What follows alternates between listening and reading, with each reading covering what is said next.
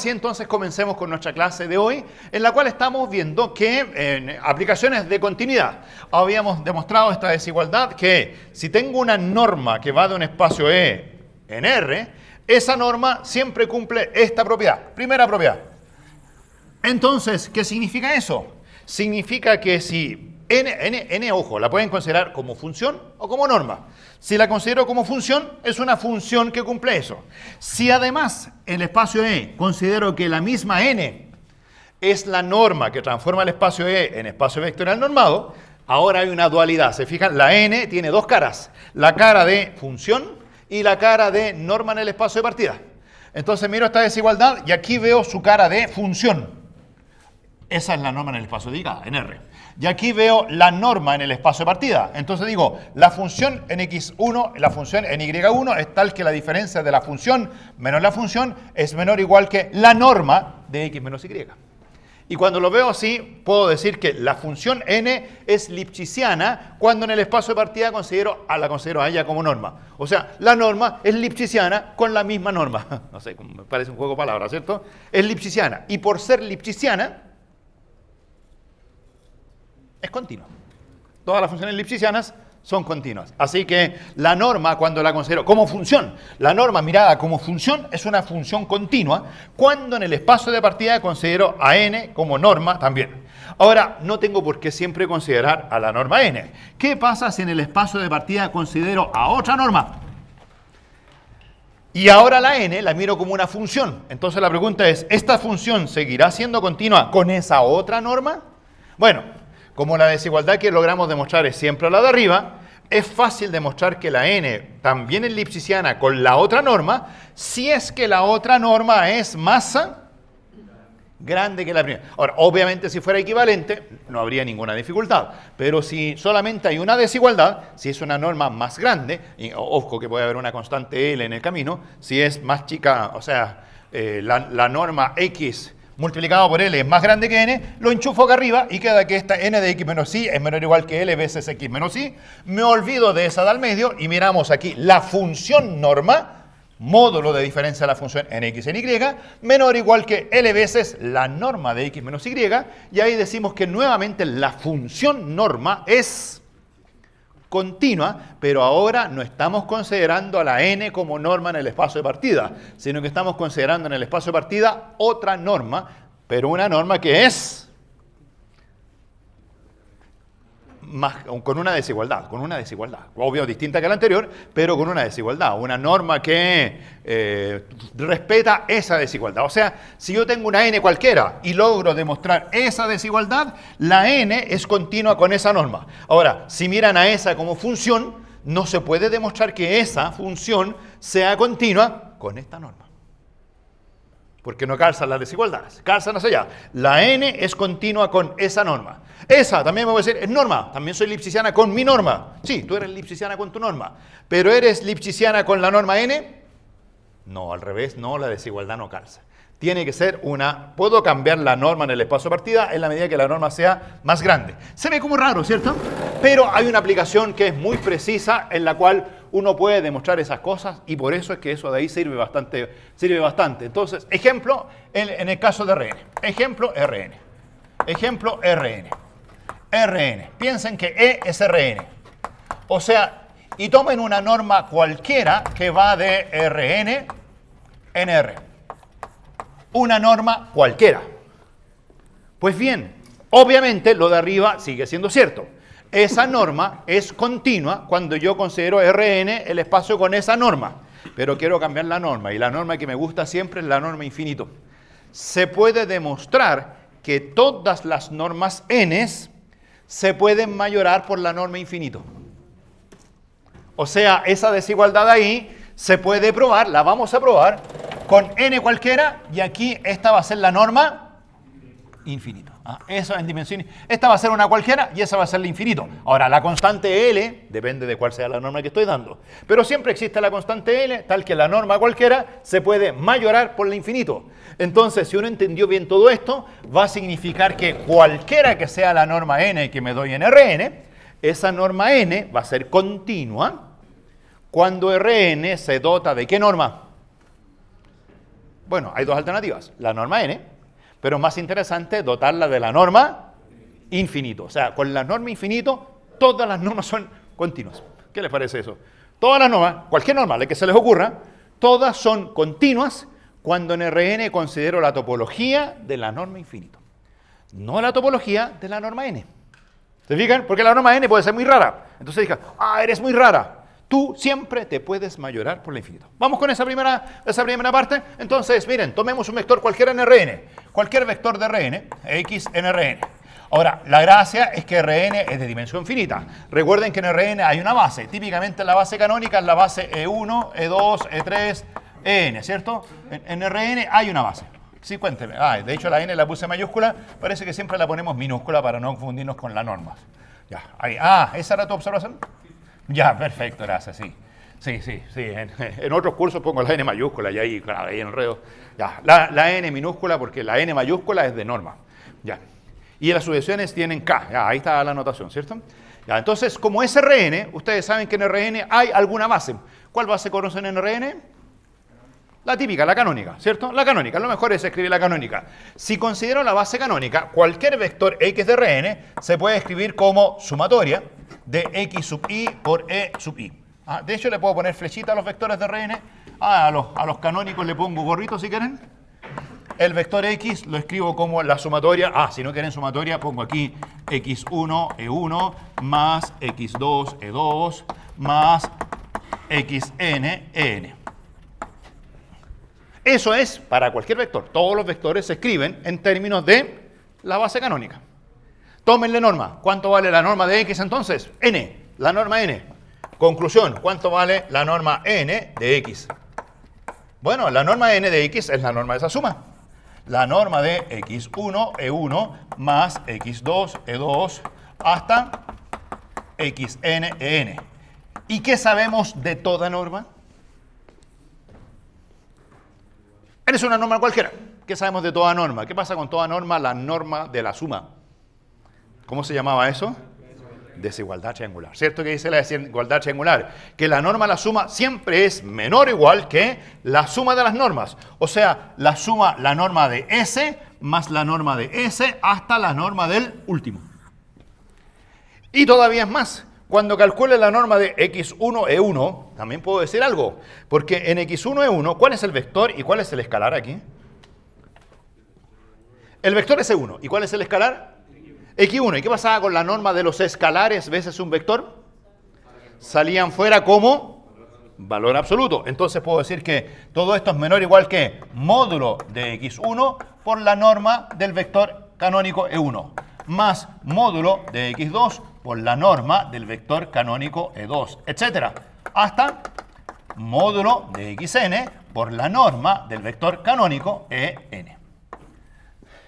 Ya, y ahora la norma infinito aparece. ¿Por qué aparece la norma infinito?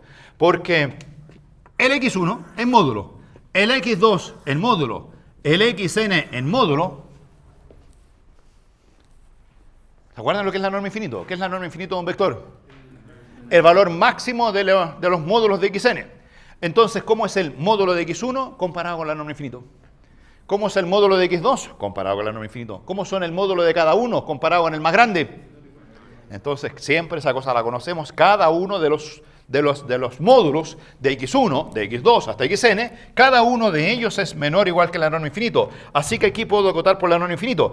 Y este, como es un número positivo, no cambia la desigualdad. Ojo con eso, que a veces, si hay números negativos, las desigualdades se dan vuelta. Pero las normas son siempre mayores que 0. De hecho, esos son números estrictamente positivos. ¿Por qué son números estrictamente positivos? Se me olvidó. Porque el único vector que tenía norma 0 era el 0. Y los vectores canónicos no son el 0. Las normas son mayores o iguales que 0. Y cuando no es el 0, son números estrictamente positivos. Bueno, en realidad hay una desigualdad del tipo menor o igual. Así que tal vez no me interesa tanto eso. Pero en otros casos podría ser, ¿cierto? Entonces aquí voy a acotar por la norma infinito. Va a quedar multiplicada por eso. Aquí voy a acotar por norma infinito. Va a quedar multiplicada por todo eso. Aquí voy a acotar por norma infinito. Va a quedar multiplicada por eso. O sea, la norma infinito se va a repetir en todos los términos. ¿Y qué hago con eso? La saco como factor común, ¿cierto? Queda la norma infinito del vector x. que es el máximo entre x1, x2 hasta xn. Y eso queda multiplicando al número real n de E1 más n de E2 más n de E3 más n de En.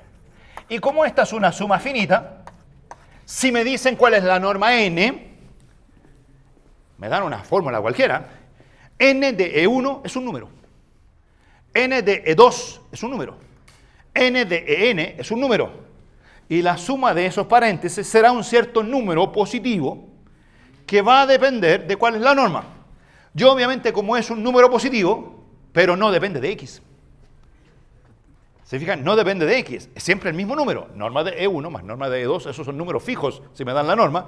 Entonces a esa suma n de E1, n de E2 hasta n de N, ¿cómo la voy a llamar?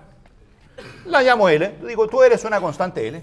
Tú eres una constante L estrictamente positiva y esta cosa no es más que dicha constante L veces la norma infinita del vector X. Miren lo que hemos demostrado. Cualquiera que sea la norma n, siempre la norma n es desigualdades. Menor o igual, ¿cierto? Esa es la que resiste. Menor o igual que ¿cuánto? L veces la norma infinito. ¿Cuál es la conclusión respecto a la pizarra 1? Que esa norma n, rara, es una función continua cuando en Rn no considero la función n, sino que cuando en Rn considero la norma infinito. La norma n rara siempre es continua con la norma infinito. Esta es una función continua. Ah, qué bueno. O sea, n es continua en, voy a ponerlo así, Rn, norma infinito. ¿Entienden eso? ¿Entienden esa frase? La n, mirada como función, es una función continua cuando el espacio de partida lo doto no de la norma n, sino que de la norma infinito. Ahora, si yo pusiera eso, ¿verdad o falso? Eso es verdad siempre. Eso es verdad siempre. Pero gracias a lo que demostramos aquí, eso no solo es verdad para la norma n, sino que es verdad para la norma infinito. Entonces lo que voy a hacer es relacionar la n con la infinito, con la infinito, con la infinito. De hecho, si usted mira bien lo que hemos demostrado en esa línea de aquí, lo voy a poner en este recuadro. ¿Qué hemos demostrado? ¿Qué hemos demostrado? Hemos demostrado que n de x siempre es menor o igual que L veces la norma infinito. ¿Qué les parece eso? ¿Les huele algo esa cosa o no? Esa es una de las dos desigualdades que define a qué cosa. La equivalencia de normas. Pero la otra desigualdad, ¿seremos capaces de demostrar que n de x también es más grande que algo veces la norma infinito? La otra desigualdad, ya. Esa otra queda pendiente. Bueno, el objetivo de lo que sigue es probar la otra desigualdad. El objetivo de lo que sigue es probar la otra desigualdad. Y si logramos demostrar la otra desigualdad, la voy a poner aquí. ¿Cuál es la otra? La que está faltando. Le voy a poner interrogación porque esa no la hemos demostrado. ¿Cuál es la otra? La otra es que n de x es mayor o igual que L tilde, si quieren, o L prima, ya, cualquiera de esas variantes me sirve, veces la norma infinito, donde aquí necesito que el L tilde sea mayor que 0, ¿cierto? Acá arriba el L igual 0 no me molesta, pero abajo el L tilde igual 0 sí que me molesta, porque con el L tilde igual 0, ahí es evidente que sí, ¿cierto? Porque estaría diciendo la norma n mayor o igual que 0. No, la gracia es que el L tilde sea distinto de 0, porque en estricto rigor lo que me interesa es demostrar que la norma infinito es más chica que la norma n. ¿Se fija? Entonces el L tilde uno lo pasa dividiendo, y en realidad lo que dice es que la norma infinito es menor o igual que 1 partido por L tilde, que es una constante, veces la norma n. Esa es la desigualdad hacia el otro lado. ¿Será cierta? En general, no. Pero vamos a demostrar que en Rn sí. Dado que ya tenemos la primera desigualdad, la segunda la podemos demostrar. Entonces, aquí, ¿qué significa esto? Esa es continua. Entonces, apliquemos cosas de continuas. La cosa que teníamos importante de continuas era las funciones continuas definidas en un compacto. ¿Se acuerdan cómo eran las funciones continuas en un compacto? Había un teorema. Decía, si usted toma un compacto, las funciones continuas en ese compacto, bueno, la imagen era un compacto, esa era como fácil de aprender. La imagen de un compacto es compacto. Bueno, miren qué cosa, ¿se la aprendieron? Si la función es continua, tomo un compacto, le aplico la f, el conjunto de imagen es compacto. Pero cuando la función es a valores en R, esta n es a valores en R. Esa valor es en R. Cuando esa valor es en R, esa compacidad tiene más sentido. Cuando esa valor es en R, las funciones continuas en un compacto alcanzan su máximo y su mínimo para ciertos valores del compacto. Ya, ese es el teorema que vamos a usar. Entonces, combinemos esto. Es una función continua, eso, a valores. Ah, se me olvidó aquí decir, ¿hacia dónde? A valores en R. Ahora, R con el módulo, ¿cierto? Ese es el espacio vectorial normado de llegada. Es de Rn en R, donde R es con el módulo. Bien. Entonces, truco, hay que poner un compacto. Entonces, aquí viene el famoso SEA. SEA K, el siguiente conjunto. El conjunto de todos los X en Rn, tales que... ¿qué pongo ahí para que sea compacto? Ayúdenme ustedes. En Rn, ¿quiénes son compactos? Hay un teorema que dice que en Rn todos los compactos son, bueno, siempre los compactos son, y en Rn son justitos esos. Todos los compactos siempre son cerrados y acotados. Y en Rn, todos los cerrados y acotados son compactos. Ahí hay un sí y solo sí. Entonces, ¿qué tengo que poner aquí? Un compacto. Voy a poner un conjunto cerrado y acotado. ¿Conocen conjuntos cerrados y acotados? Las famosas bolas cerradas y acotadas, ¿cierto? Ahora, la primera alternativa, esto no lo escriban, no lo escriban. Alguien podría decir el conjunto de los X que sean menores o iguales que 1. No lo escriba, porque eso no va a funcionar. Uno podría decir que ese conjunto es compacto. ¿Es compacto o no? ¿Es cerrado? Ya lo demostramos. ¿Es acotado? Claro, es acotado. Todas las normas de este conjunto son acotadas por 1. Así que es cerrado y acotado. Es compacto. Entonces, esta norma alcanza su máximo y su mínimo en el compacto. Pero en realidad es medio trivial, porque en ese compacto de ahí, yo veo cuál es el mínimo de la n. ¿Ven el mínimo de la n? Ni siquiera necesito ningún teorema. Yo sé que el n de x es mayor o igual que un cierto n de x barra. ¿Lo vieron? Ese compacto que es la bola centrada en el origen de radio 1. ¿Cómo son siempre las normas? Recuerden, normas. Todas las normas son mayores o iguales que 0. Y como esa bola está centrada en el origen e incluye el origen, ¿hay alguien en ese compacto que tenga norma igual 0? Sí, ¿quién? El origen. Entonces, claro, el x barra es 0. ¿Es cierto que todas las normas son más grandes que la norma de alguien? Claro, la norma de 0, porque esa norma vale 0. Esa es una trivialidad. Oye, entonces hiciste toda esta cuestión para nada. Bueno, entonces, por esa razón, este compacto no me sirve. Ahora, también pueden decir que alcanza su máximo. Ah, su máximo es n de x tilde. Ya, ese sí, pero por este lado yo no quiero mucho acotar la norma por arriba. Lo que me interesa aquí es acotar la norma n por abajo. Entonces, ya, a lo mejor podría ganar ahí algo, pero el algo ya lo tengo. Así que no, tú no me interesas. No, no me interesas. Entonces, este compacto no, porque es un compacto que tiene al origen. Y ahí cuando digo que la función alcanza su máximo y su mínimo, el mínimo vale 0. Y el 0 no me sirve. Yo quiero algo que sea distinto de 0. Entonces hay que sacar al 0 y por esa razón el compacto que uno se le ocurre es el conjunto de los X tal que la norma sea igual a 1. Y ahí, ¿a quién eliminé? Al 0. ¿Se fijan que ahí saqué el origen? Ahora, la gran pregunta es, ¿y ese conjunto será compacto? ¿Es acotado? ¿Por qué es acotado? Porque está incluido en el anterior. El anterior era acotado, el que era el del menor igual, y este que es un poquito más chico, que restringe la desigualdad, está incluido en el otro, es acotado. ¿Es cerrado? Ah, cerrado. Aquí tienen que hacer una demostración. Eso podrían hacer ahí ejercicio ¿para cuándo es el ejercicio? Para el pre-control 1. Claro, están estudiando eso, ¿cierto? O sea, debería ser fácil demostrar que ese conjunto es cerrado. Toman una solución xn que converja a un x barra, tal que la xn viva en K, y tienen que demostrar que el x barra también vive en K. Entonces dicen, como la xn vive en K, la norma de xn vale 1. Y lo que tienen que hacer es ver qué pasa. Si xn tiende a x barra, ¿a cuánto tiende la norma de xn? ¿Ya? ¿Lo sabe? Hágalo. ¿Cierto? ¿Cómo calculo f de una sucesión cuando las sucesiones convergen? Por continuidad. ¿Y es la norma continua? Ya, por ahí. No lo dije aquí. El conjunto con la norma infinito, obviamente. Con la norma infinito. Todo esto es con la norma infinito. Con la norma infinito. O sea, la bola centrada... No, esta no es la bola. Esta no es la bola. ¿Cómo se llama este conjunto? No, la adherencia es con menor igual. Esta de aquí es como la pura cascarita de la bola. Es como la frontera de la bola. Y eso geométricamente se llama la esfera de radio 1. Ahora, es una esfera cuadrada. ¿Se dan cuenta que es una esfera cuadrada? Porque la norma infinito genera unas bolas medias raras, ¿cierto? Cuadradas.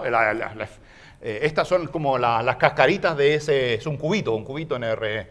Bueno, en Rn, en R3, por ejemplo, en R2 sería un cuadrado, etc. O sea, es la esfera. Esta que es una esfera de radio 1.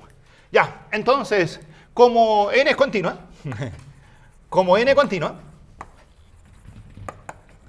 ¿cierto? En el compacto K, en K compacto, existen x1, x2 en el compacto K,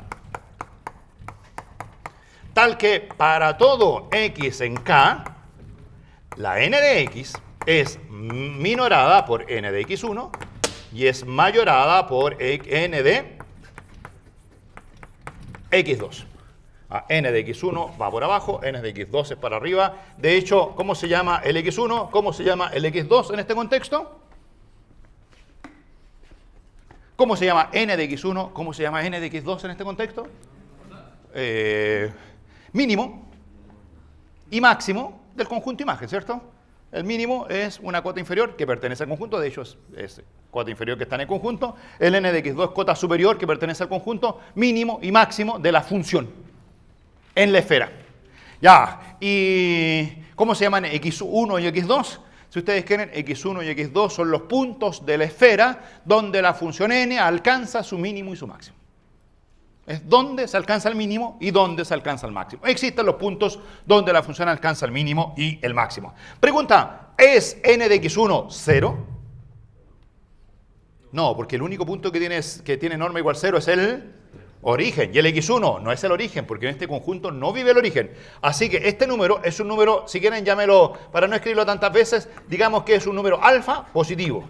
Y este número n de x2, digamos que se llama beta positivo. Los dos son números positivos. En este compacto, la norma de todos los elementos del compacto se acotan por arriba y por abajo, por alfa por abajo y por beta por arriba, por dos números positivos. ¿Ya?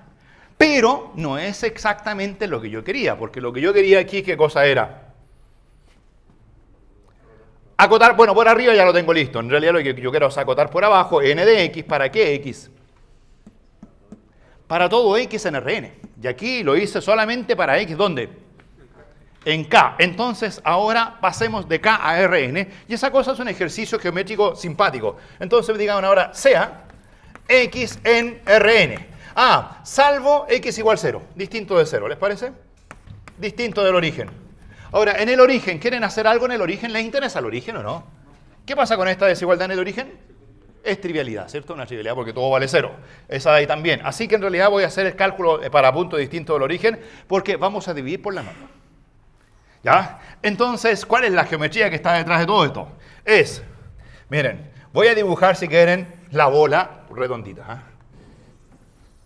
Ya, ahí está la bola. Esa es el conjunto K. ¿Qué les parece ese dibujo? ¿Les parece bien ese conjunto K? Ahora, no es exactamente igual porque la geometría es una geometría rara, pero la idea es eso. Distancia al origen igual a 1. Y ahora tomo un X cualquiera que está... ¿A qué distancia del origen? ¿Está sobre la esfera? No necesariamente. ¿Está allá arriba? Tal vez. ¿Está allá abajo? Tal vez. En cualquier parte. Digamos que está por aquí. Ese X. Ahí está el origen. Ahí está X. No está necesariamente en la esfera. Si ese X no está en la esfera, ¿se les ocurre alguna forma de correrlo a la esfera? ¿Qué significa estar en la esfera? Vean la definición. ¿Qué significa estar en la esfera? Tener norma igual a ¿cuánto? 1. Si les dan un vector X, ¿saben cómo unificar el vector? Ah, ¿cierto? Que se me empiezan a ocurrir cosas. O sea, el vector X no tiene por qué estar en el conjunto K, pero una forma fácil de encontrar uno que sí está es pensar en ese que muchas veces lo llaman X gorro. ¿Quién es ese X gorro? Entonces, sea X en Rn, coma, X gorro igual ¿cuánto? Es X partido por ¿cuánto? ¿Qué norma? Para que esté en K. ¿Qué norma? ¿La norma n o la norma infinito? A ver, bueno, ahí hay que jugárselas por una, ¿cierto? Norma infinito. Entonces, la norma infinito de X, ese vector vive en K. Ah, no sé, ya que hagamos una explicación de eso, ¿será cierto? Para vivir en K, ¿qué es lo que tiene que cumplir? Su norma infinito tiene que ser 1. Entonces lo que hay que hacer es calcúlense la norma infinito de eso. ¿Cuánto vale la norma infinito de todo eso? Norma infinito de X partido por norma de X infinito infinito. Oh, miren qué cosa tan fea, pero fea y bonito a la vez. ¿Ven cómo se calcula esa norma, cierto? Hay que tener claro lo que hay adentro. Hay un cociente. ¿Cociente de qué? ¿Qué es X? Un vector. ¿Qué es la norma infinito de X? Un escalar. ¿Y qué pasa con los escalares con las normas? Salen fuera. Entonces esta cosa de aquí vale, te saco fuera. ¿Cuál salió fuera? Ojo que todo es X, así que no se me pierda en ningún instante. ¿Quién salió fuera? ¿La de arriba o la de abajo? La de abajo. ¿Y qué quedó adentro de esta norma gigante? El X de arriba. O sea, quedó la norma de X partido por la norma de X, típica demostración de que eso vale 1. Bien, así que ese vector vive en K. Y si vive en K, ¿cuánto vale su norma n? Entonces, ¿cuánto vale la norma n de ese vector x barra, que es el vector x partido por norma infinito de x? Ya, ¿qué teníamos? Que en K esa norma estaba acotada por arriba y por abajo, ¿por cuánto? Por alfa y beta. Ahora, la n no es 1, ojo con eso, porque no es lo mismo esfera de radio con la norma infinito que esfera con la norma n. Eso ya lo hemos visto, que las esferas, unas son redondas, las otras son cuadradas así, otras son medias poligonales, ¿cierto? Las cosas son medias raras.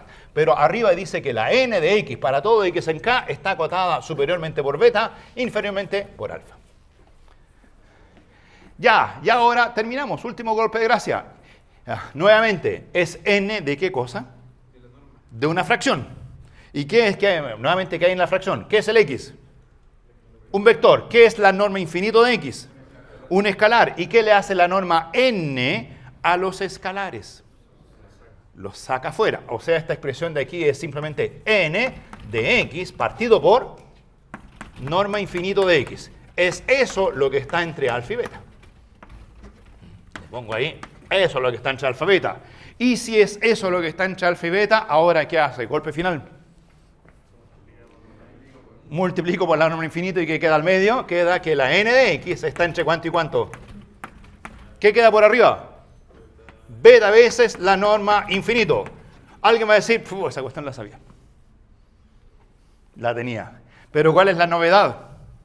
Que por abajo queda alfa veces la norma infinito, donde el alfa era mayor estricto que 0. No 0, ¿cierto? Si usted pone 0 ahí, donde el alfa era mayor que 0. Listo. Con eso, ¿qué hemos demostrado? Las dos desigualdades. Y si tenemos las dos desigualdades, pregunta, ¿cómo es la n comparada con la norma infinito? No igual. Equivalente, porque serían iguales si el alfa fuese 1, ¿cierto? Entonces son dos normas equivalentes. O sea, la norma n siempre es equivalente con la norma infinito. Pero ¿cuál era la norma n? ¿Qué norma era la norma n? Una norma cualquiera. Conclusión, en Rn todas las normas son equivalentes con la norma infinito. Una n cualquiera es equivalente con la norma infinito. ¿Se fijan? Porque la n en ningún instante dijimos quién era una norma, allá partió, una norma n cualquiera. Todas las normas son equivalentes con la norma infinito. Ya, y de hecho, ¿cómo se dice cuando dos normas son equivalentes? Se dice, es como... ¿Cuál es la palabra? Cuando dos normas son, ¿qué dije? Cuando dos normas son equivalentes, ¿cierto? Ahora, creo que no es difícil convencerse que la relación normas equivalentes es una relación de equivalencia. ¿Ya? Así que si dos normas son, si una norma 1 es equivalente con una norma A y la norma A es equivalente con una norma Z, la norma 1 con la norma Z son equivalentes. Es transitiva la relación, por ser de equivalencia. Entonces, si todas las normas son equivalentes con la norma infinito, por transitividad, todas las normas en Rn son equivalentes entre sí. Todas las normas son equivalentes entre sí. Bueno, luego, aquí voy a poner la super en conclusión, luego, en Rn, en esa n, todas las normas son equivalentes. Ahora, curiosamente, para demostrar que todas, alguien podría decir, no sé, alguien inocente podría decir, evidente. Pero si se dan cuenta, la evidencia fue usando algo. Hubo un resultado importante en todo esto. ¿Cuál fue el resultado importante? Bueno, que la n era continua. Lo de arriba es una propiedad algebraica. Esa desigualdad de ahí arriba es... ¿Cómo demostramos esa desigualdad? ¿Cómo demostramos esa desigualdad? Jugando con la desigualdad triangular. Así que eso es algebraico. Alguien puede decir trivial. No, póngale apellido. Si además me dicen que la otra norma es más grande, esto de aquí es trivial y sale que la n es continua. Esta desigualdad de que en Rn la norma cualquiera era menor o igual que la norma infinito fue algebraico. Uno puede decir, juego con puras desigualdades triangulares y demuestro eso. Pero la desigualdad al revés usó un dato extra, un resultado extra importante. Usó que el conjunto K era compacto. ¿Se fijan que sin querer se mete la topología? Uno podría decir, no hago nada de topología, pura álgebra. Soy bueno para despejar ecuaciones, desigualdades, las demuestro la de arriba. Acá abajo me meto con Rn, trabajo con la sumatoria y resuelvo la de abajo. Pero después ahí se encuentra uno con que se usa la compacidad. Y en la compacidad necesité que esa función tuviese mínimo. El máximo estaba garantizado, pero el mínimo no. Y el mínimo salió por la compacidad. O sea, ese mínimo, esta cota alfa, la beta no es tan relevante, ¿se fijan? Porque ya la tenía. La beta la sacamos en esa pizarra, era la L. Pero la alfa, ¿de dónde sale? No sale de una pizarra como la izquierda. La alfa sale de un concepto topológico. Muchos se preguntan, ¿y para qué hacer tanta topología si las cuestiones son pura álgebra? No, el álgebra por sí sola no resuelve todo. Hay que pasar por razonamientos más complejos a veces para caer en resultados sencillos. Ahora, después me pueden decir, o sea, son todas equivalentes. Bueno, hay algunos que son bien inocentes, dicen, claro que son todas equivalentes, porque yo sabía que la norma 1 era equivalente con la norma infinito, y yo sabía que la norma infinito era equivalente con la norma... ¿Cuál era la otra? La norma 2. Sí, pero si tú te quedas con eso, tienes una mente muy restringida, porque en Rn las únicas, no todas las normas son la 1, la 2 y el infinito. En Rn pueden haber muchas otras normas que ni siquiera imagino. Y lo que hemos demostrado ahora es que todas esas que ni siquiera imagino son equivalentes a estas de aquí. Así que en realidad uno dice, una vez que sabe esa cosa, ¿con qué normas trabajan siempre? Con la infinito. Es como la de pivote, si fijan que la infinito funciona para todo. Ya, entonces con eso terminamos esa etapa de Rn. Ahora les voy a dar un listado de algunas propiedades adicionales que no les voy a demostrar en clases. Se las voy a dejar de tarea para que ustedes practiquen. Creo que no hay nada nuevo en lo que les voy a escribir aquí. Entonces, ¿quieren? Pongan aparte. También se pueden demostrar los siguientes resultados. Pongan aparte. Se pueden demostrar los siguientes resultados. De hecho, son resultados que son equivalentes o similares, voy a poner aquí, a primer año. Cosas que habían demostrado en primer año y que en realidad usan pura desigualdad triangular. Y como usan pura desigualdad triangular, si uno quiere se entretiene demostrándolas de nuevo para practicar, pero no hay nada medular en el asunto. Miren, primer resultado. 1. Si tengo dos funciones, una f que tiene por dominio A subconjunto de R... No, me hice demasiada similitud con primer año. Puse R, no ponga R, ponga E a valores en F. Digamos que tengo otra G que tiene por dominio B, subconjunto de E, a valores en F. Y digamos que el X barra es un punto que vive en A y también vive en B. Y digamos que F y G son continuas en el punto X barra. Ya. Si eso es así, igual que el primer año. Si tengo dos funciones continuas en X barra, ¿quién será continua en X barra? La suma, la resta, la ponderación. ¿Ya? El producto. Cuidado con el producto, porque como las funciones son a valores en F, las funciones tal vez no se pueden multiplicar. A lo mejor no hay producto en F. Lo que yo sé es que F es un espacio vectorial. En F las cosas se pueden sumar. Entonces sumo los f de x con los g de x y obtengo la función suma.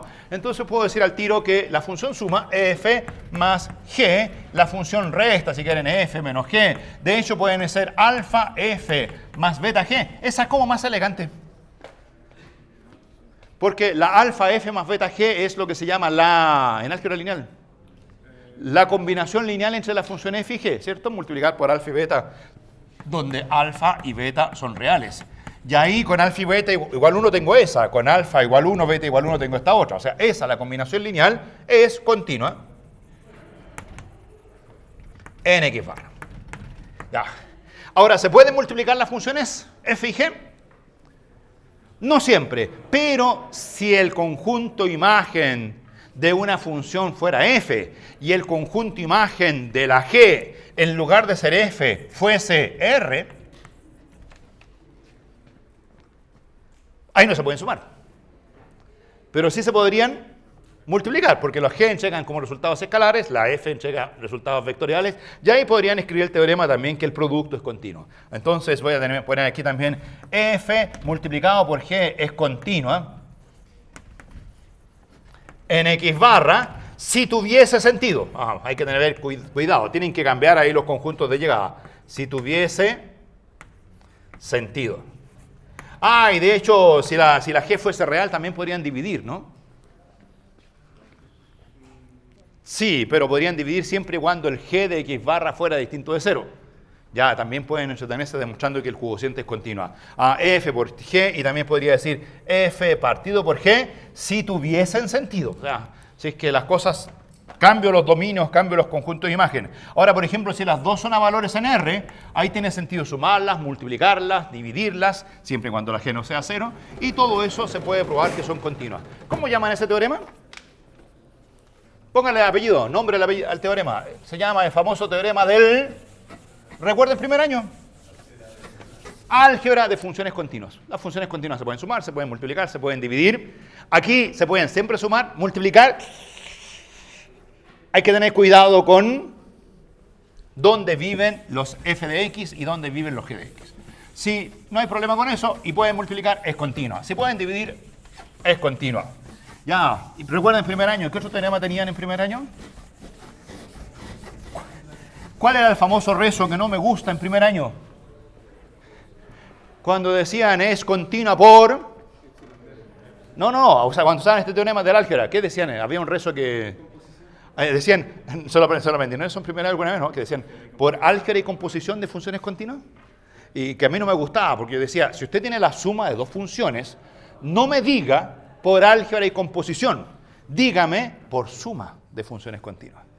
Si tiene una composición de dos funciones, no me diga por álgebra y composición, dígame por composición. O sea, es cierto que está el álgebra y la composición, y a veces hay álgebra y hay composición, pero no siempre.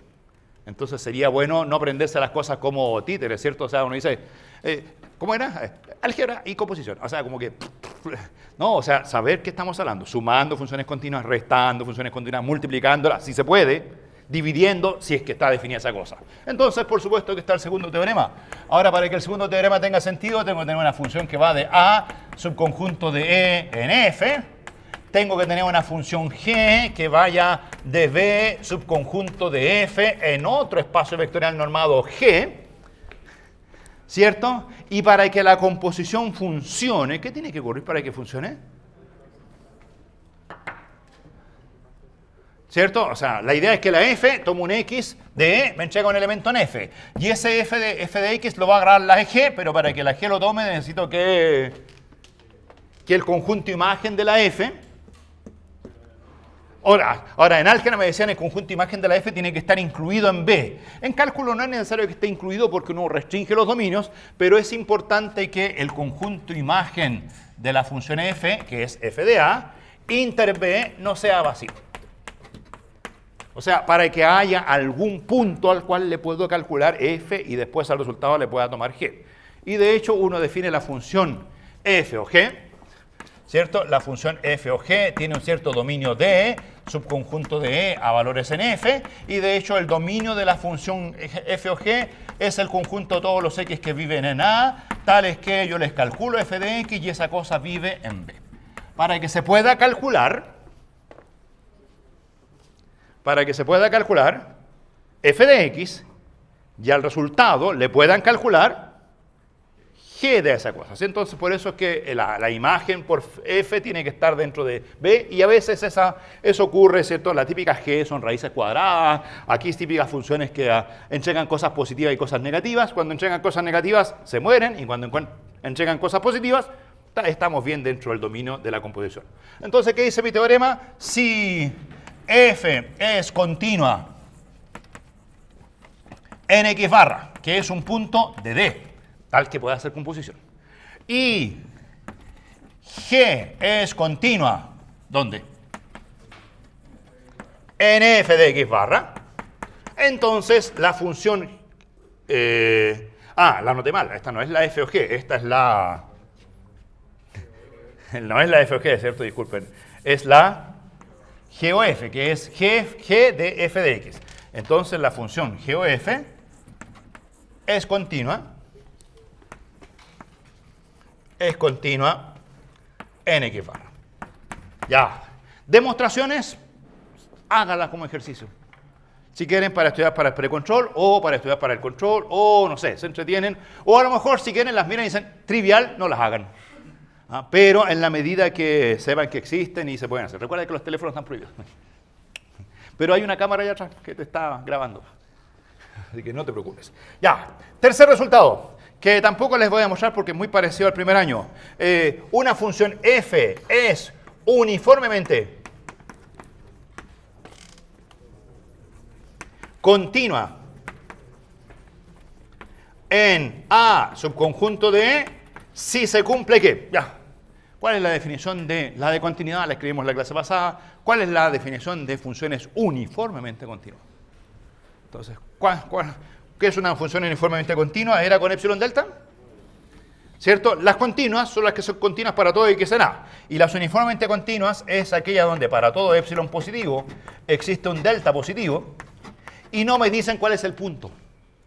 Esa era la idea de la continuidad uniforme. En la continuidad me dan un punto, me dan epsilon, y para ese punto y para ese epsilon encuentro delta tal que no sé qué cosa. Ahora, si ese delta no depende de x, entonces no me dan el punto, me dan solo epsilon, con epsilon encuentro delta, de tal forma que eso sirve en todas partes. ¿Y qué es lo que viene después? Lo que viene después es que controlo la diferencia de las imágenes. Entonces digo, para todo x1, x2 en A, se cumple que si la norma de x1 menos x2 es menor o igual que delta, la norma de las diferencias de las imágenes, f de x1 menos f de x2, eso es menor o igual que epsilon. ¿Se acuerdan de eso? Esa es la misma definición de primer año, salvo una cosa. Va, si quieren, ¿pongo la de primer año? ¿Cuál es la de primer año? ¿Cierto? ¿Cuál es la de primer año? Con módulo. ¿Y cuál es la diferencia en segundo año? Que le pongo dos barritas, estoy en segundo año, le pongo dos barritas, qué fácil. Si quieren, para que no sea tan fácil, estas dos barritas, ¿dónde? ¿En E o en F? Entonces, en el espacio de partida, digamos que siempre las funciones van de en F, esta es la norma en E y esta es la norma en F. Ya, ahora, relación entre continuidad uniforme y continuidad puntual. Todas las uniformemente continuas son continuas, ¿cierto? Porque si yo soy capaz de encontrar el delta es como la aspirina, ¿cierto? ¿Se entiende la idea de la aspirina? Cualquiera que sea la enfermedad, tómate una aspirina. ¿Conocen esa técnica? La aspirina resuelve todas las enfermedades. Para toda enfermedad, la solución es la aspirina. No, en cambio, la continuidad puntual cada enfermedad tiene su remedio específico. Si usted encuentra el remedio que lo resuelve todo, para cualquier enfermedad, tómate la aspirina. Entonces, si una función es uniformemente continua, entonces es continua. Entonces voy a poner aquí 4. F uniformemente continua en A implica F continua en A. ¿Y cómo se demuestra eso? Eso es simplemente cuantificadores, no hay mucho que hacer. Solo entender. Entender que el delta en uniformemente continua es uniforme. Y de hecho, si ustedes quieren, la continuidad se obtiene sacando el para todo de x1 afuera. Y cuando usted saca el para todo de x1 afuera, se obtiene un implica. Porque tiene que permutar el existe con el para todo. Cosa que hemos hecho y vamos a hacer todavía más adelante. Vamos a seguir insistiendo con eso, pero en temas más simpáticos que esto. Esto de aquí es como muy primer año, por eso no lo vamos a repetir. Y un súper último teorema. A veces es válido el recíproco. En primer año, cuando las continuas eran uniformemente continuas. Siempre. Siempre.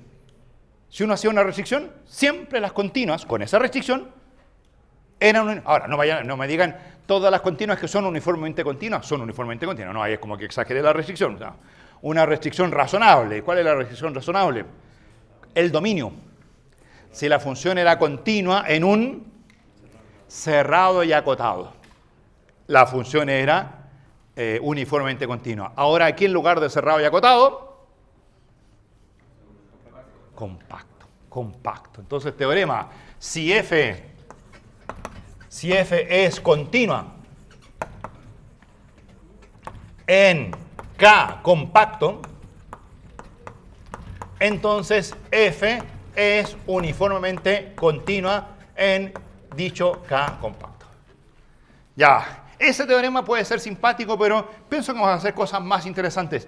Solamente les puedo decir, háganlo como ejercicio. Ahora, para hacer esa demostración, miren su apunte de primer año, pero si lo quieren hacer sin mirar nada, porque en principio somos alumnos ya destacados de segundo año, ¿cierto? Entonces uno puede decir, aquí están las definiciones, lo hago yo solito, se me ocurre. ¿Qué es lo que hay que demostrar? Hay que demostrar que si una función es continua en K, entonces es uniformemente continua en K, cambiando el A por K. O sea, hay que demostrar esto. Esto es lo que hay que demostrar, sabiendo que la función es continua. Y para demostrar esto, háganlo por contradicción. Por contradicción. Supongan que es falso. Escriban ahí solamente, escribamos solamente esa línea, porque esa es la complicada. Si no fuese así, ¿qué sería verdad? Existiría un epsilon positivo, tal que para todo delta positivo, existirían no me gusta el x1 y x2 porque se me va a empezar a confundir con las sucesiones. ¿Ya? Entonces prefiero que en lugar de x1 y x2 lo llamemos x e y. ¿Qué les parece? En lugar de x1, x. En lugar de x2, y. Es un cambio de nombre. Si quieren con x1 y x2 también puede funcionar, pero la idea es tratar de complicarse lo menos posible la vida. Existe un x y un y, ambos en K, tales que se cumple que la norma de x menos y es menor o igual que delta y esa era la negación del implica, ¿cierto? A pesar de que están cerca ellos dos, las imágenes están f de x menos f de y es mayor estricto que epsilon. Ya, entonces creo que ahí lo puedo dejar porque el resto más o menos lo sospechan, ¿cierto? ¿Hemos hecho ejercicios como este parecidos? ¿Dónde están mirando? ¿Perdidos en el espacio? No, no están perdidos en el espacio, si ya tenemos experiencia. ¿Dónde miran? El para todo delta. Dicen, para todo delta existe x. Para todo delta existe y. Eso es mucha información. Entonces, en lugar de delta, voy a tomar números de la forma 1 partido por n, ¿cierto? Entonces, en lugar de decir que para todo delta existe x, voy a decir que en particular para todo n natural distinto de 0, existen no x, sino que un x n y un y n, porque depende, tiramos un n, existe un x, tiramos un n, existe un y, se llaman xn y n, que cumplen ¿qué cosa? Que la norma xn menos yn es menor o igual que 1 partido por n. ¿Qué implica eso? ¿Convergen? No, necesariamente. Pero lo que pueden probar con esta desigualdad es que si una de ellas convergiese, la otra también. ¿Se fijan? Pueden hacer ahí si esta converge a L, le ponen menos L más L, no sé, y juegan con, o no sé, le tratan de demostrar que YN converge al mismo L. Ya, eso se puede hacer, o hacen un sándwich. También podrían decir, bueno, no digo más, ahí. Y además, f de xn menos f de yn es siempre grande. Ya. Entonces, ¿y dónde está el xn y el yn? No lo puse aquí. ¿Viven dónde? En K. ¿Cuál es la clave? Que K es compacto. Entonces, les dije que la desigualdad ya dice que si una convergiese a L, la otra también converge. Es fácil demostrar que si una se va a L, la otra también, porque la distancia entre ellas tiende a 0. Pero, a lo mejor ninguna converge. Pero viven en un compacto. Y si viven en un compacto, tienen una subsucesión convergente. Entonces no hay que trabajar con la sucesión xn, hay que trabajar con su subsucesión. Y aquí en la y, para que la igualdad tenga sentido, no ponen yn, ponen y sub la misma subsucesión. Y como cambiaron x por phi de n, aquí ponen phi de n. Y dicen, esta converge a L y esta converge, se puede probar que converge al mismo L. Las dos convergen a L. Y ahora se van acá y en lugar de poner n, no ponen n, sino que ponen la subsucesión. Si la xn converge a L, ¿a cuánto converge f de la subsucesión? A f de L porque es continua. ¿A cuánto converge la f de yn? A f de L. ¿A cuánto converge la resta? A 0.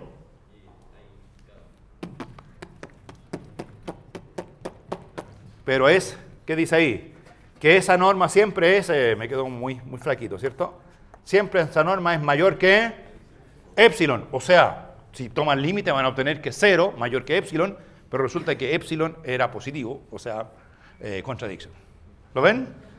Ahora van a decir, qué novedosa la demostración. ¿Encontraron novedosa la demostración? Es la misma demostración del primer año. Porque en el primer año la única diferencia es que el xn y el yn no vivían en un compacto, sino que el xn y el yn vivían en el intervalo cerrado y acotado a coma b. Y en primer año nos decía por Bolzano-Weierstrass existe la subsucesión, y como el intervalo es cerrado, el límite de la subsucesión está dentro del intervalo. Y en forma implícita estaban usando la compacidad.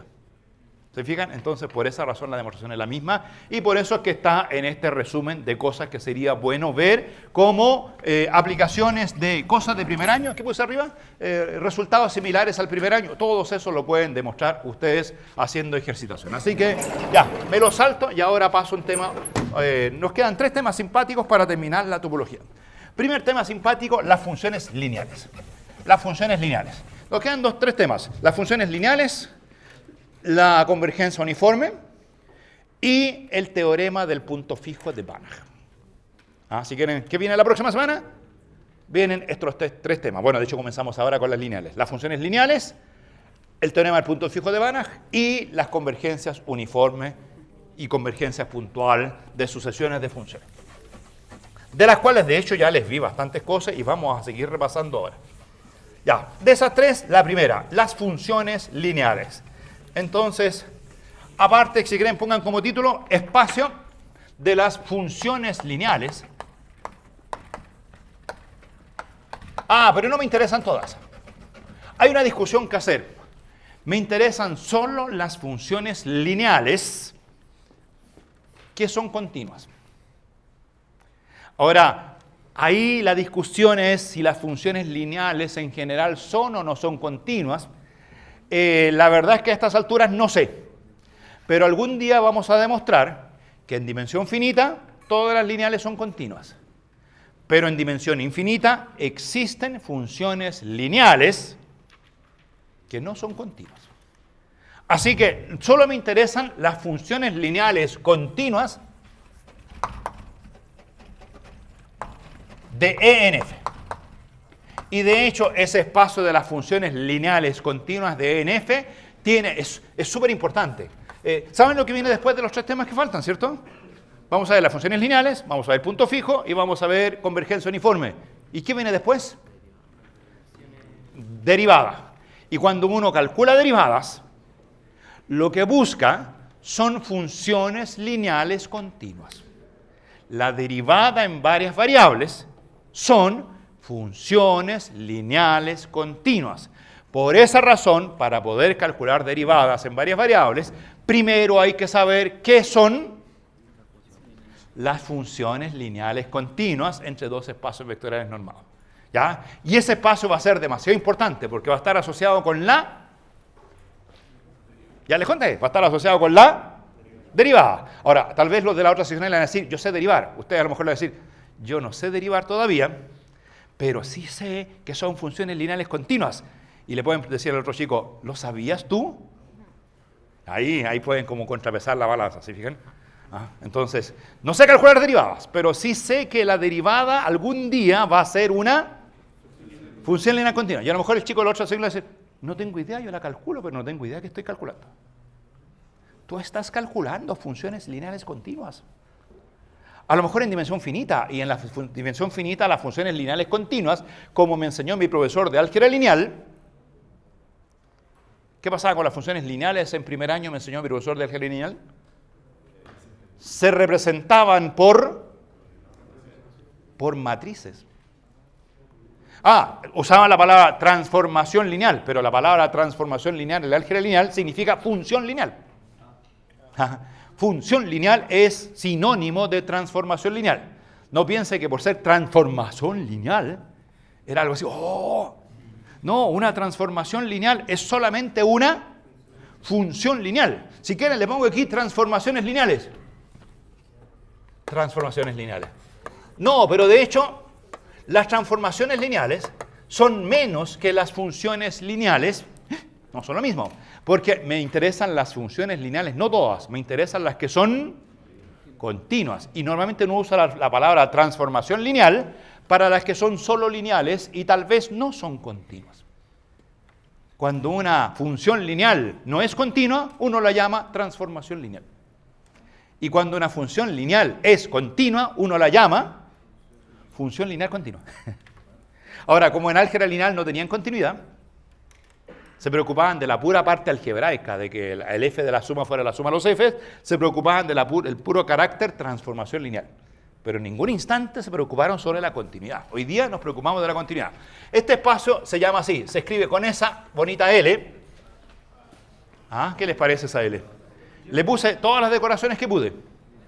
Ahora, si quieren, la caligrafía que usé ahí es la misma caligrafía que uso. ¿Cuándo uso esa otra caligrafía? Cuando uso las funciones continuas. ¿O a las funciones continuas las anotan así? No. Bueno, si usted anotara las funciones continuas así, aquí puedo anotar las funciones lineales continuas como así. No, esa cuestión no. Eso. A lo más, si quieren, álgebra lineal. En álgebra lineal usan esa letra las transformaciones lineales. ¿Qué letra usaban para las transformaciones lineales? ¿T? ¿L? T. Ya. Traten de hacerle alguna cosita. Ahí. No sé.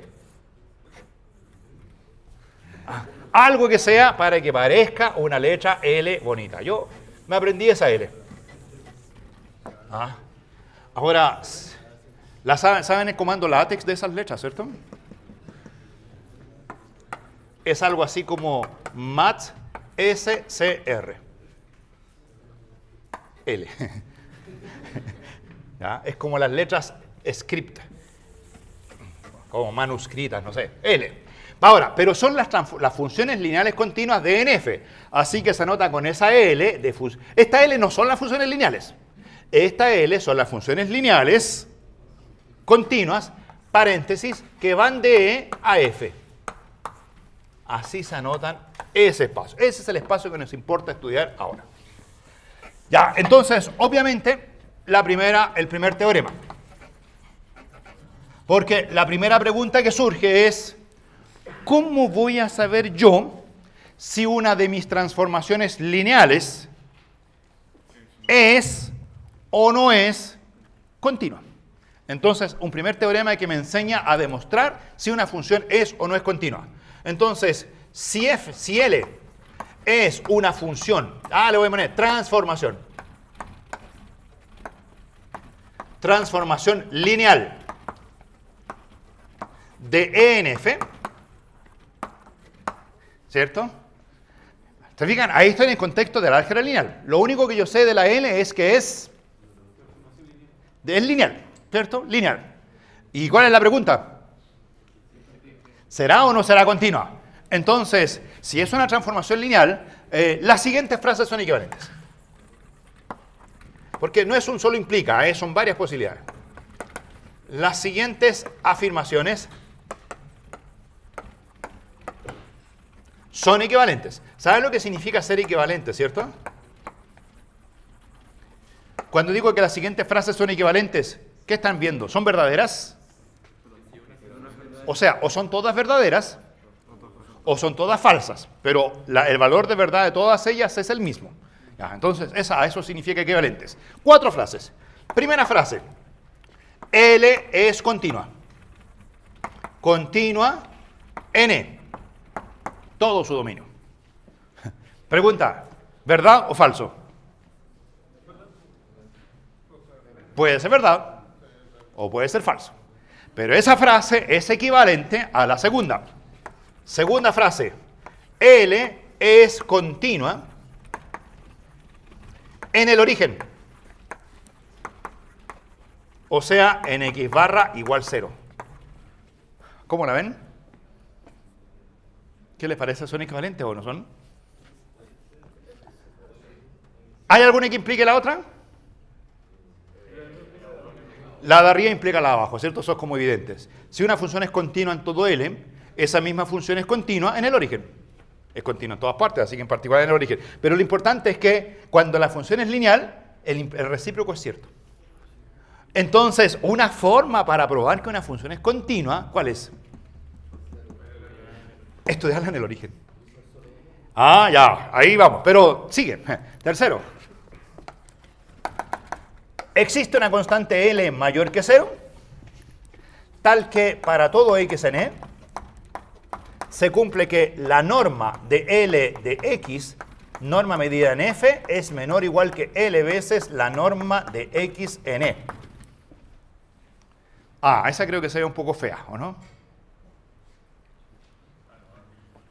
¿Esa se ve un poco fea?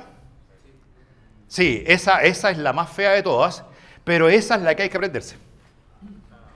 Claro, la más fea es la que hay que aprenderse. Ahora, la 4 la quiero escribir aquí. La 4, porque la puedo escribir en palabras. L es lipschitziana.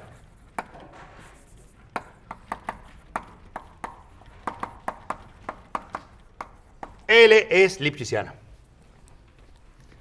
Ya, ahí está el super teorema. Entonces,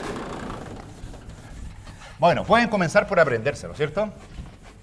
Porque la gran pregunta va a ser, ¿cuándo una función lineal es continua? Y ese teorema, de alguna forma, les da algunas equivalencias. Le dicen, si usted quiere saber que una función lineal es continua, lo que puede hacer, bueno, primera inocencia, puede estudiar la continuidad en el origen. De hecho, si uno hace un cambio de variable, casi podría convencerse que basta con cualquier punto. Si encuentra un x barra donde es continua, como es lineal, lo que pasa es que la función es lineal, L de x más y es L de x más L de y. Entonces, puede hacer traslaciones fáciles. El origen es un punto, pero si encuentra otro punto donde es continua, te podría convencer de que es continua en todas partes, sí, solo sí, es continua en alguna parte. Dicho de otro modo, las funciones que no son lineal continuas no son continuas en ningún punto. Si usted encuentra un punto donde es continua, son continuas en todas partes. Ya, pero lo vamos a demostrar todo eso. Después, esto de aquí es la fea. Ya, esta de aquí no sé qué hacer con ella, pero la vamos a aprender. La cuarta, lipschitziana. Lipschitziana, miren, voy a escribir las 4 propiedades. Voy a escribir una pequeña observación de cosas que son triviales. Voy a decir que está la propiedad I, está la propiedad 2i, está la propiedad 3i y está la propiedad 4i. ¿Hay alguna implica que sea trivial? Y implica 2i, pienso que ese es bien trivial, ¿o no? ¿Les parece? Si es continuo en todas partes, es continuo en el origen. Ya. Creo que hay otra que también es simple, ya la demostramos. 4i implica i.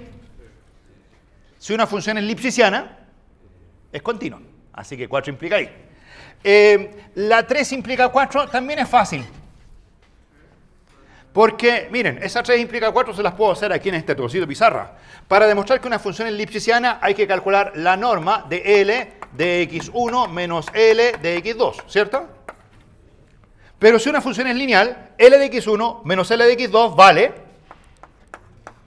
L de x1 menos x2. Y cuando hacen L de x1 menos x2, si tienen este dato, obviamente norma en f, ¿cierto? Norma en f. Y si tienen ese dato que L de cualquier x es menor o igual que L veces la norma de dicho x, aplican la propiedad 3 para ¿qué x? El x que es igual a x1 menos x2. Y dicen la L de x1 menos x2 es menor o igual que L veces la norma de ¿quién? x1 menos x2 en E. ¿Y qué es eso? Lipschitz. ¿Se fijan? En buenas cuentas, si usted mira mejor esta fórmula de acá abajo, esta es la lipschitzianidad en el origen. Y como es lineal, uno puede pasar del origen a cualquier par de puntos, ¿se fijan? Claro, porque ¿qué significaría ser lipschitziana en el origen? Bueno, ni siquiera no. Es L de x1 menos L de 0, ¿no? Menor o igual que L veces x1 menos 0. ¿Eso sería ser lipschitziana con uno de los dos puntos igual al origen? Y bueno, se dan cuenta que si uno de los puntos es el origen, ¿qué le hago a ese menos 0? Se mueren. Si la función es lineal, ¿cuánto vale L de 0? Eso lo aprendieron, ¿cierto? El semestre pasado. Así que eso se muere. ¿Y qué queda? No es tan rara la 3. No es tan rara la 3. De hecho, muchos miran la 3 y como la linealidad la tienen tan metida en la cabeza, muchos dicen que la 3 es la lipschitzianidad. Obviamente, si es lipschitziana, se cumple 3. Si se cumple 3, se cumple que sea lipschitziana. O sea, aquí ven que la función es lipschitziana.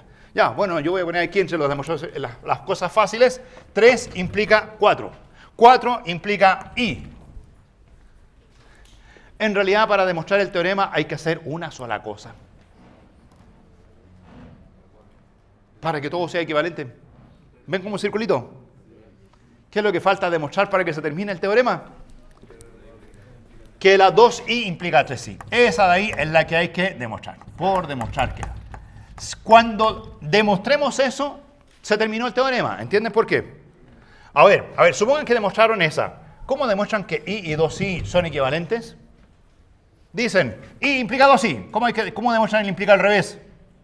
No se van por allá, sino que se vienen por acá. Si parten de 2i, llegan a 3, llegan a 4, llegan a 1, o sea, 2i implica i. Obtienen el implica recíproco, ¿se fijan? O sea, cuando uno tiene una serie de implicas así en ciclos, significa que todas estas propiedades son equivalentes. Uno puede partir de cualquiera y llegar a la otra. Por ejemplo, quieren ir de 4i a 3i. Creo que eso era trivial. Pero si no, con este esquemita van de aquí arriba y llegan ahí. O sea, demostrar el implica al revés. Si quieren demostrar el implica para abajo, de i ir a 4i, que todas las funciones continuas son lipschitzianas. Hacen con las continuas, son continuas en el origen. Eso implica lipschitziana en el origen y eso implica lipschitziana. Las continuas son lipschitzianas. ¿Se fijan? Mágico, ahí tiene su demostración. Ya, pero nos falta algo, ¿qué nos falta? Probar que si es continuo en el origen, existe la constante L. Ya, eso es lo que tenemos que hacer. Entonces, aparte, demostración, pero no demostración de todo. Vamos a demostrar que ¿quién implica quién? Que 2i implica 3i. Bien, vamos con esa. Demostración de esa. Entonces, dato, ¿qué sabemos? Sabemos que L es continua, ¿dónde? En el origen. Nx barra igual 0. Es decir, ya. Traduzcamos eso. ¿Cómo se escribía la continuidad en un punto? ¿Qué significa ser continua en el origen? Se me quedó borrado por ahí.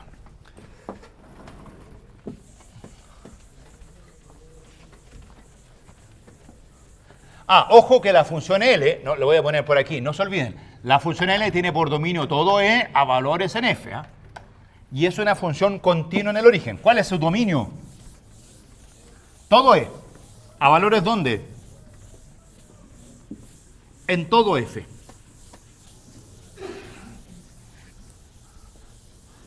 Ya. ¿Qué significa ser continua en el origen?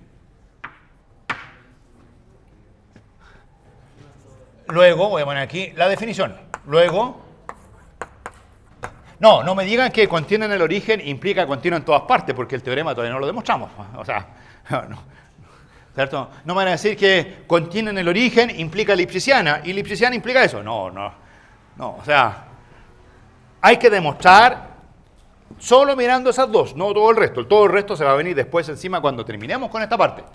Hago la definición. ¿Cómo era para todo epsilon? ¿Existe delta? ¿Así era? Existe delta positivo, tal que para todo x en E se cumple que si la norma de x menos el origen, o sea, si la norma de x es menor o igual que delta, la norma de L de x menos L de 0, que vale 0, así que no lo escribo, ¿cierto? L de 0, f menor o igual que epsilon. ¿Qué les parece? Definición de continuidad en el origen. Y ahora, digo, como eso es válido para todo epsilon, miren que ahí ya veo un L de f. Esto es lo que hay que demostrar. ¿Ven un L de f? ¿Hay un L de f en alguna parte? La norma del L en f, eso quiero decir, la norma de L en f. Que aquí quiero, ¿dónde la ven? Aquí. Entonces, pero eso es menor o igual que epsilon. ¿Y cuánto vale epsilon? Lo que yo quiera. Eso me molesta que sea tan variable, porque es como que se me arranca, o sea, es como el que yo quiera, pero ¿cuál? Entonces ya hagamos, digamos, por lo tanto, conclusión, tomando epsilon igual 1. ¿Puedo hacer epsilon igual 1? Y ahí concretizo, o sea, el epsilon ahora vale, bueno, de hecho también podrían hacer epsilon igual 2, y la idea es concretizar alguno. Lo único que no pueden hacer es tomar epsilon igual 0. Pero epsilon igual 1, epsilon igual 2, cualquiera de esos, ya epsilon igual 1 es un buen individuo. ¿Qué pasa para epsilon igual 1? ¿Qué dice delta? ¿Existe o no existe? Sí, ¿de qué dependía el delta? Del epsilon, pero fijé el epsilon igual 1. Así que a partir de ahora el delta es fijo. Existe un delta positivo. Lo voy a poner ahora fijo, ya no se mueve más. Antes se movía porque movía el epsilon, pero ahora tira tu número, 85, 86, fijo, te gané. Ya no lo muevo más el delta. Ya, existe un delta fijo tal que si la norma de x en E es menor o igual que delta, entonces la norma de L de x en F es menor o igual que 1. Listo. Ya tengo una cota para la norma L de x. Ya sé que esta norma es menor que 1. Pero yo sé que esta norma es menor que 1 solo cuando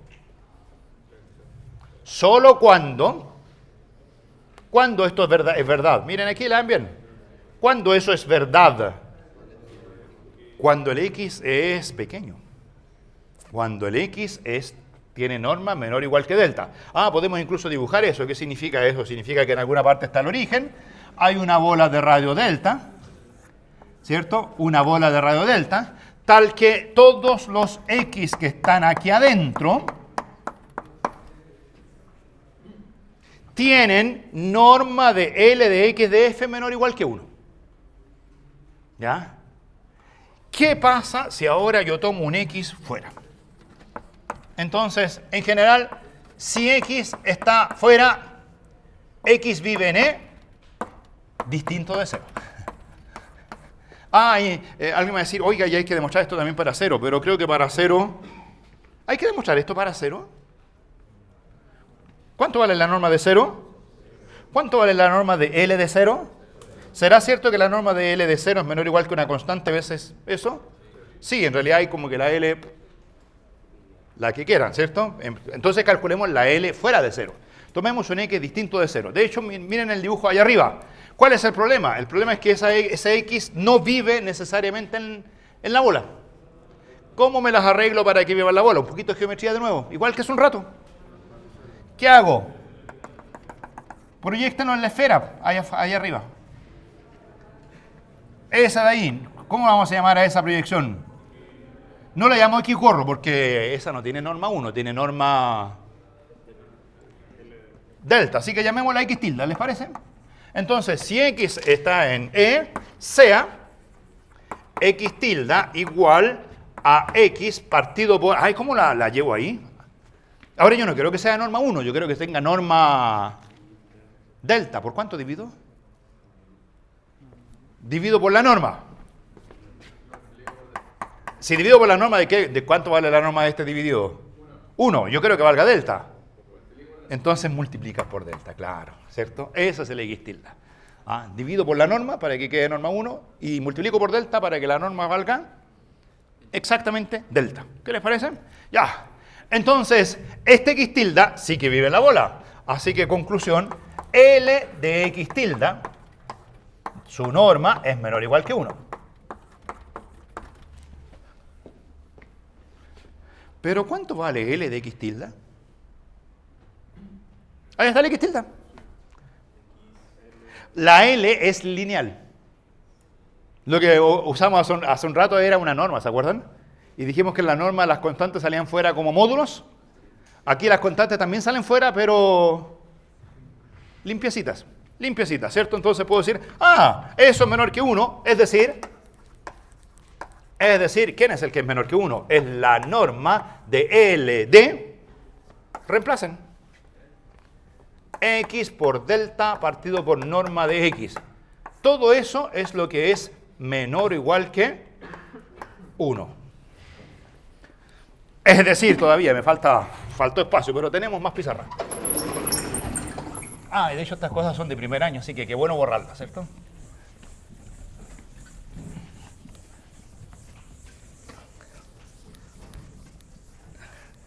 ¿Sacaron fuera las constantes? ¿Qué pasa? ¿Qué constantes salen fuera de la L? ¿Qué le pasa al delta? Sale fuera. Y lo saco fuera de la norma como módulo de delta, pero delta es positivo. Así que sale como delta. ¿Qué le pasa a ese módulo de X? Sale fuera de la L, porque es lineal. Y lo saco fuera del módulo como módulo, o sea, fuera de la norma como módulo, pero como es positivo, queda tal cual. O sea, lo que queda es delta partido por norma de X. Todo eso salió fuera. Y quedó la norma de ¿cuánto? No puse aquí los apellidos. Esta norma era en F y esa normita chica era en E. ¿Les parece? Esa normita es en E. Y esta normota es en F. Parece que se murió. ¿Qué horas son? ¿Es la hora? No, les dio hambre. No te gustó. Mira el espacio súper simpático. Aquí viven las derivadas. Bueno, ok. No sé qué más puedo hacer. ¿Me paro cabeza a lo mejor? No.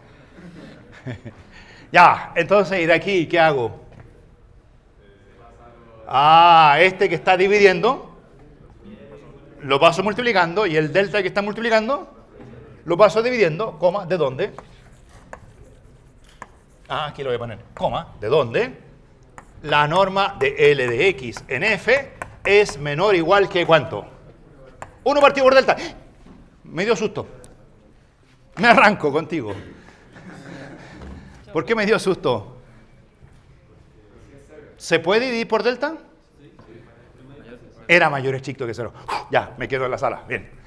Veces la norma de X en E. ¿Y qué es eso?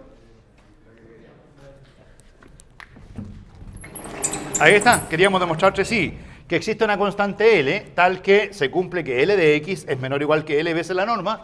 Es lo mismo que está ahí, pero ¿cuánto vale el L? El 1 partido por delta. Ahí se terminó la demostración de la equivalencia.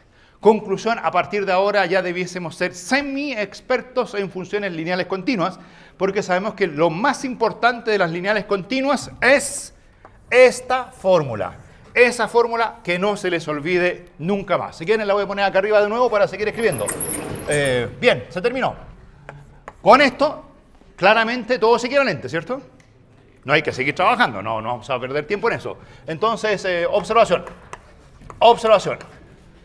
Entonces, si L es una función lineal continua que va de E en F, significa que existe la constante L mayor que 0, tal que para todo X en E, la norma de L de X en F es menor o igual que L veces la norma de X en A. Lo cual muchos incluso leen diciendo que una función es continua si y solo si es lipschitziana. No es exactamente la lipschitzianidad, pero como el 0 se absorbe rápidamente, esto es casi ser lipschitziana, ¿cierto? Acuérdense que 3 implica 4 y era como medio trivial. Así que esa es la propiedad. Ah, o sea, todas las funciones de este espacio tienen esta L. ¿Y cuántas L's hay?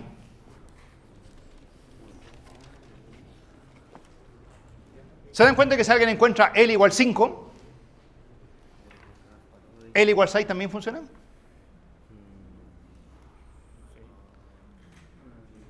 ¿Cierto? Si alguien dice, encontré el L vale 5. Si alguien dice, oye, yo demostré que L de X en F era menor o igual que 5 veces la norma de X en E. Viene el súper astuto que se fue antes de la sala y dice, ah, pero si eso es menor o igual que 5 veces norma de X menos E, también eso es menor o igual que 6 veces la norma de X en E. Y viene el otro astuto que dice también es menor o igual que 7, que 8. Y en realidad esa constante L, una vez que usted encontró una, todas las que vienen de ahí en adelante sirven. Entonces, el problema de las constantes L no es encontrar una L grande. Lo interesante de la L es encontrar una chica. Así que cuando uno empieza a buscar L chicas, se pregunta y dice, ¿cuál será la L más chica? Ahora, el problema es que aquí el X se está multiplicando y el 0 me enreda mucho la vida. Entonces, recuerden ustedes que si quieren, pueden sacar al 0. ¿Qué pasa si sacan el 0? No pasa nada con la desigualdad porque 0 la cumple independientemente de cuál sea la constante. Si usted saca el 0, escriban esto de una forma distinta. ¿Qué es lo que quieren hacer? Quieren calcular la norma de L de X en F y eso lo quieren dividir por la norma de X en E y quieren considerar todos los valores de X en E. Bueno, salvo 0 porque no puedo dividir por 0. Y eso tiene que ser menor o igual que L. Si lo ven así, ¿qué es L? Si lo ven así, ¿qué es L? Bueno, le respondo en forma sencilla y ustedes me responden en forma más complicada. Eso que veo ahí, yo digo que L es un número. Y es un número que es más grande que todos esos cocientes. Esos cocientes los puedo calcular para todos los elementos de mi espacio. Y la constante L es más grande que todos esos cocientes. Cuando una constante es más grande que todos los elementos de un conjunto, ¿cómo se llama a esa constante? Se llama, no máximo, no supremo, se llama cota superior. Cota superior. ¿Se fijan? Entonces, en realidad, en esta desigualdad, la existencia del L es saber si este conjunto es o no acotado superiormente. Si usted me dice que existe la L, me está diciendo que este conjunto se ha acotado superiormente. Ahora, a lo mejor por aquí se van a empezar a perder, pero si quieren rebobinar o recaer en el mundo cercano, piensen en R. En R las funciones lineales son mx. Y cuando usted mx lo divide por x, ¿qué es lo que calcula cuando divide mx por x? Están calculando la pendiente de la recta. Y lo que dicen es que esa pendiente tiene que ser... de hecho, si es una recta, esa pendiente es un número. Este conjunto es un singleton. Ahora, si están en Rn, ahí es más complicado porque son las pendientes de un plano, la pendiente del otro. Me voy en la dirección X, en la dirección Y, en la dirección Z. Y lo que tengo que hacer es buscar de todas esas pendientes la masa, que es un poco lo que hacen las funciones lipschitzianas. ¿Se acuerdan que las funciones lipschitzianas habíamos dicho que la pendiente podía ser variable? Y uno buscaba dónde la pendiente era lo más grande posible. Bueno, esa cosa llevada aquí a este contexto, esto es un conjunto de números. Si quieren, entiéndalo como conjunto de pendientes. Hay infinitas pendientes, porque en principio estamos en dimensión infinita. Entonces, como hay infinitas pendientes, esto forma un conjunto. Pero para que la L sea lineal continua, tiene que ser ese conjunto acotado. Ya, y si es acotado, entonces uno dice, bueno, la mejor cota, ¿cuál es?